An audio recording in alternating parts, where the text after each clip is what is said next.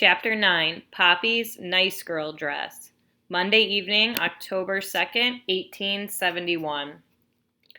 Poppy patted the pocket on her old pinafore dress where she had slipped the matchbox of wax. How smart she had been to leave her shoe inside the jewelry shop. A perfect excuse to go back, removing the key from the inside of the back door and make a quick impression in the wax. She was as fast as grease lightning and replaced the key before anyone even knew she touched it. Justin's father treated me like dirt, sending me away from his highfalutin store.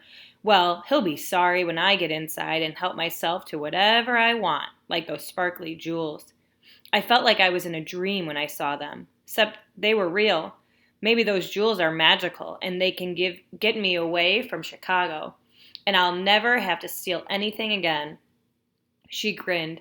Ma would be proud of me if she knew I have an impression for a key to that shop. But I'll never let her know. She'd keep it all, and I'd end up with a bag of penny candy. Poppy! Poppy! Justin called after her. Are you listening? What? She answered crossly, coming to a stop. I asked you if you'd like to go to my house. My sister, Claire, made pastries today. Justin glanced at Poppy. So do you want to come? It's not too far, just a couple of miles. Poppy shrugged. I guess so. She'll probably throw me out too. She won't. Come on. He had leashed his goat and was heading for the street. I hope you're not scared of my father. Poppy followed along in a grumpy pout. I ain't scared of anyone. She stopped and looked Justin straight in the eye. Your dad don't want me in his store 'cause I'm a street girl from Conley's Patch, right? Justin turned away from her gaze. Well, he does have real important people coming to his shop. A woman stopped to pet Tick-Tock and asked her name. Tick-Tock, like a clock, Justin answered. My dad's the watchmaker and jeweler on State Street. I know that place. I've heard your father is an excellent jeweler and watchmaker, the woman commented. And I remember your grandfather, too, when he ran the shop. I hear he's retired and moved out to the prairie. She patted Tick-Tock again. What a delightful little kid, and what a charming name for your goat. The woman waved goodbye. How come people treat Justin, and even his goat, better than they treat me? Poppy wondered as they started walking again. She glanced at her faded, worn dress with a hole under the arm. Everyone can tell I'm a nobody. Even my mother didn't want me. Poppy kicked a stone off the wooden sidewalk. And here I am, going off to Justin's house. His sister will probably go plumb crazy when she sees me tagging along. Still, Justin showed me the jewels. I don't think he'd do that for everybody. I think he likes me. Kind of. Poppy suddenly felt sad. Here, she had made a wax of the key so she could return and rob the store. Justin would be mad if he ever found out, and he wouldn't like me anymore. They hadn't talked much during the long walk, and already they were turning onto the driveway. Justin pointed out his house. It's this white one. We'll take Tick-Tock to the side where I keep her, and then I'll bring you inside to meet my sister, and my mother too. They walked up the driveway and into the side yard. I'm not going in, Poppy said. I'll wait outside with your goat. Justin ignored her as he unlatched the gate into the goat's pen. Take a look at Tick-Tock's shed. My father and Charlie helped me build it. He unleashed his goat, who ran into a pail of water next to the shack. Poppy turned in a quick breath when she saw the neat red and white shed. It even had a window and a real door. She peeked inside to see a pile of fresh hay and a quilt folded on a shelf. A bucket with brushes was on another shelf. I ain't never seen a goat house before. I'm thinking that goats have it better than some people. Justin took out a large brush from the bucket inside the shed and began brushing Tick-Tock's bristly coat. The goat rubbed against the brush, then nudged Justin gently with her head. When he had finished, Justin stood and crossed his arms on his chest. So what do you think about goats for pets now that you've seen my kid? Poppy had to agree that Tick-Tock was rather sweet, the way she trotted alongside Justin. I'll allow that goats do make good pets, and pretty lucky ones too, to have a house of their own and someone to care for them. She watched as Tick-Tock looked up at Justin, watching his every move and following him wherever he went. She likes you a lot. Yep, she does. Justin bent down and hugged the goat. You're my good girl, aren't you, Tick-Tock? The goat nuzzled Justin's face and nibbled on his hair. Justin laughed and pushed her away. Poppy couldn't help laughing too. I heard goats eat anything. Like she wants to eat you. Or looks like she wants to eat you. Justin, someone called from the house. Are you coming in? Are we going to meet your friend? It's my sister, Claire. She always wants me to introduce new friends. Poppy cringed at the word introduce. What did he mean? What should she do? Shake hands? Curtsy? No one had taught her how to be introduced. No, I've got to go home, she said. Claire came down the front steps of the house and walked to the pen.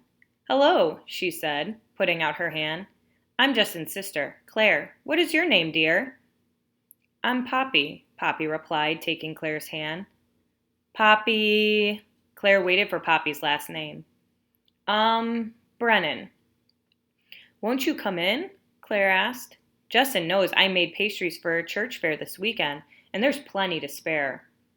Poppy allowed herself to be coaxed inside a large, round oak table in the center of the kitchen. Another woman was stirring what smelled like chicken soup on the stove. This is our mother, Mrs. Butterworth, Claire said. Mother, this is Justin's friend, Poppy Brennan. She came to visit. Mrs. Butterworth took a quick look at Poppy from head to foot, and Poppy was sickeningly aware of her soiled dress and pinafore, the rip under her armpit, and the shoes that didn't quite match. Please excuse my appearance, Mrs. Butterworth, Poppy said. All my clothes are at the laundry. She smiled, showing her teeth, as Ma Brennan had taught her. That smile will charm anyone, Ma always said. Oh, I see. Mrs. Butterworth and Claire exchanged glances. Perhaps Claire can help you out. You have some things that you've outgrown that might fit Poppy, don't you? Since her clothes are at the laundry. Why, yes, I do, as a matter of fact. There's a sweet dress that might just fit you. Poppy couldn't speak. A dress? For me? Come with me, dear, Claire said, taking Poppy's hand. I think you'd look wonderful in that dress. She guided Poppy out of the kitchen and into the hall. Mrs. Butterworth said, While you try the dress, I'll set out some of Claire's pastries. Poppy followed Claire to a bedroom off the hall. Poppy stood in awe at the shiny brass bed covered with a pure white spread. The late afternoon sun glistened through the window panes, casting a mellow light on a hand-braided rug. On the windowsill were several rocks. You collect jewel rocks too? Poppy asked. Yes, I have a small collection. I love to see the shiny sparklers tucked inside. Claire took a rock from the sill and handed it to Poppy. See this gem? She pointed to a dark green crystal that was part of the rock. This is tourmaline. It came from Maine. Poppy held the stone in the sunlight. There's a green rainbow inside. Yes, it collects the sunbeams and shines them back in pretty colors, Claire said as she set the rock back on her windowsill. Claire then opened a maple chest at the foot of her bed and pulled out a forest green dress made of some soft, warm material. The collar and sleeves were trimmed with a heavy crocheted lace. This was a dress my grandmother made for me when I was about your size. I always loved it. Claire held the dress up to Poppy. Oh, yes, this will fit, I'm sure. Poppy's hand shook as she touched the downy fabric. This is grand. Was she supposed to pay for the dress? Or were they giving it to her? Why? They didn't even know her. Take off your pinafore, and then I'll help you with your dress, Claire said. Poppy undid the pinafore and felt the box of wax, which was deep in the pocket. She put the pinafore carefully on the bed so the box would not fall out. Claire undid the few buttons that closed the back of Poppy's bodice, and her unsightly dress dropped to the floor.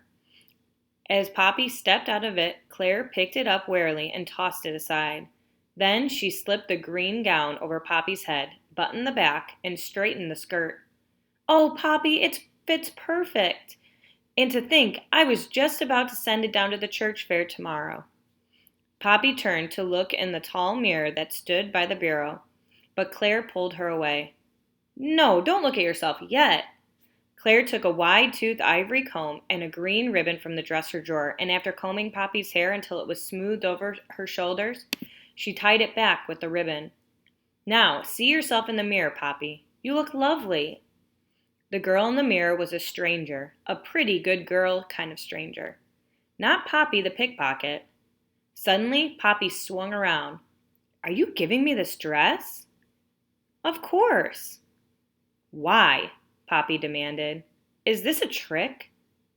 "Why would I trick you?" "You just now met me, and you're giving me this dress. There's got to be a catch to it somewhere," she said accusingly. She ripped the ribbon from her hair and tossed it onto the bed. "I'm sorry you feel that way," Claire said.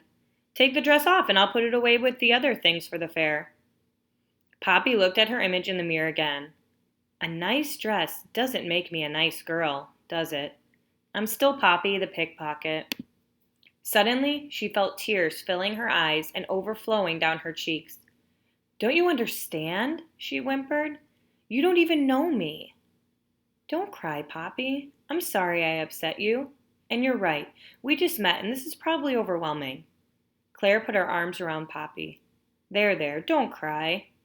Poppy dropped her head onto Claire's shoulder until her tears and sobs were finished.